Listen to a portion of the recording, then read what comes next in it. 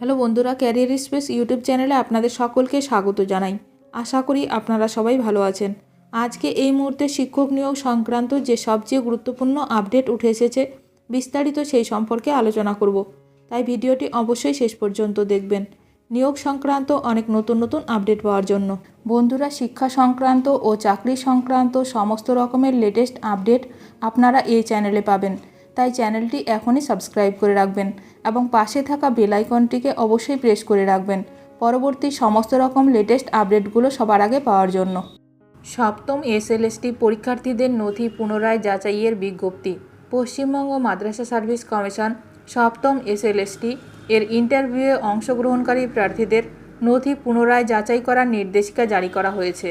নবম, দশম ও একাদশ দ্বাদশ শ্রেণীর শিক্ষক নিয়োগের জন্য আয়োজিত এই ইন্টারভিউয়ে অংশ নেওয়া সকল প্রার্থীকে ব্যক্তিগতভাবে উপস্থিত হয়ে তাদের নথি যাচাই করাতে হবে, এই মর্মে বিজ্ঞপ্তি করেছে কমিশন। কখন ও কোথায় নথি যাচাইয়ের প্রক্রিয়া চলবে 10 মার্চ 2025 থেকে 21 মার্চ 2025 পর্যন্ত। তবে 14, 15 ও 16 মার্চ তারিখে এই কার্যক্রম বন্ধ থাকবে।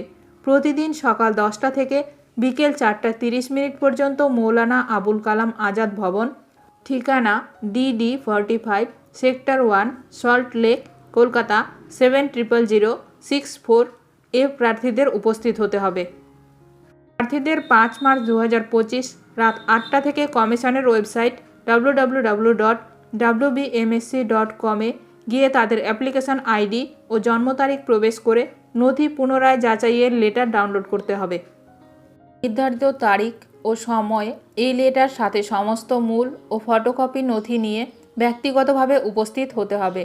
সতর্কতা, কমিশন স্পষ্ট জানিয়েছে, নথি যাচাইয়ে অনুপস্থিত প্রার্থীদের আবেদন বাতিল বলে গণ্য করা হবে।